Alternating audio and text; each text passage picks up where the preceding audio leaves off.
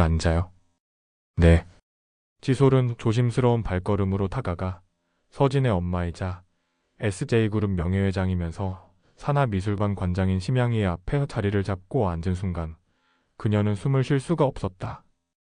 처음 의국에서 지쳐 쓰러져 있던 순간 걸려온 낯선 전화를 받으며 알 수 없는 두려움에 온몸이 떨렸다.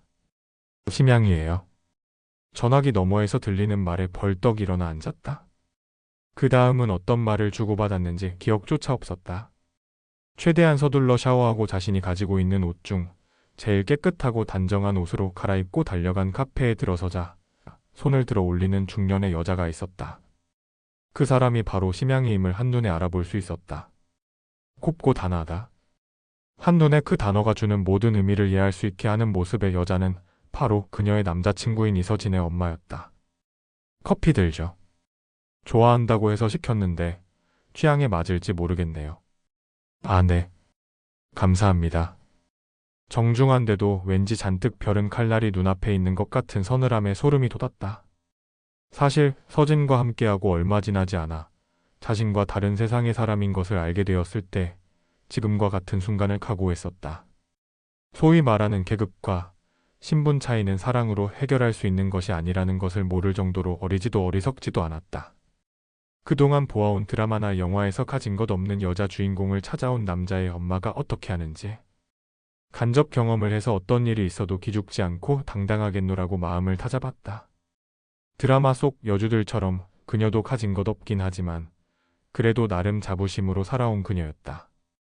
부모 덕에 호의호식하며 아무 생각 없이 살아가는 생각 없는 여자들과 자신은 다른 부류라고 열심히 공부해서 모두가 부러워하는 의대에 진학했고 이제 레지던트이니 기죽을 것 없다고. 오늘 길에 택시 안에서 머릿속으로 몇 번이나 시뮬레이션을 돌렸는지 몰랐다. 그런데 그건 겪어보기 전이었고 결코 당당할 수 없었다.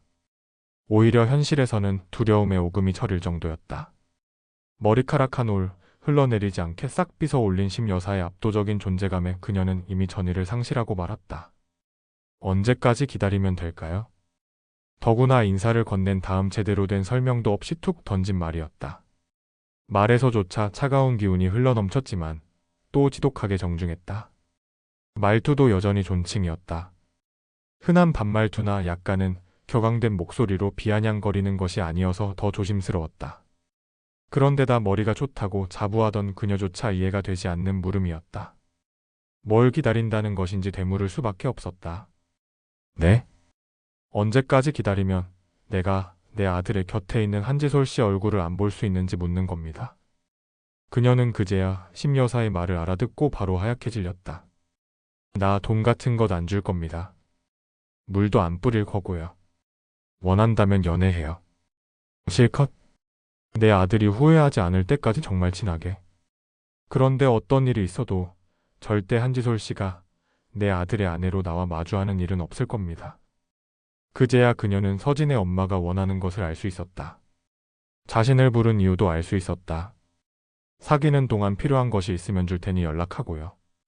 돈이나 차 같은 것이요. 우리 서진이와 함께할 때 불편하지 않을 선에서 기꺼이 지원해드리죠.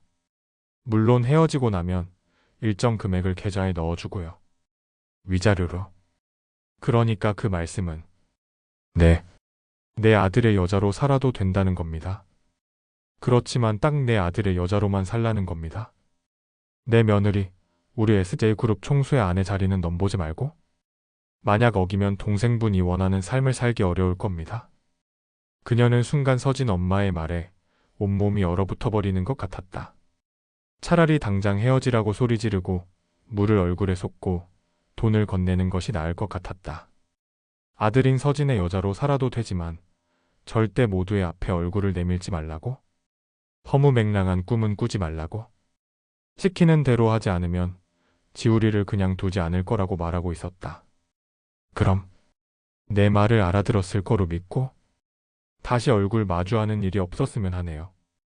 가볍게 머리를 끄덕인 후 자리에서 일어나 걸어 나가는 서진의 엄마 쪽으로는 시선조차 향하지 못한 채 그녀는 당장 바스락거릴 것 같은 얼굴을 하고 앉아 있었다. 10분, 20분, 30분. 가늠조차 되지 않는 시간이 흐른 후 그녀는 자리에서 일어나 당장 주저앉을 것 같은 얼굴로 겨우 걸음을 떼어놓으며 로비를 가로질러 입구로 향했다. 저기 괜찮아요?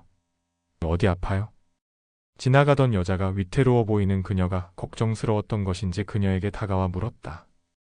그러나 그녀는 2년 전 인도에서 서진과 처음 만난 그 순간으로 돌아간 상태였다.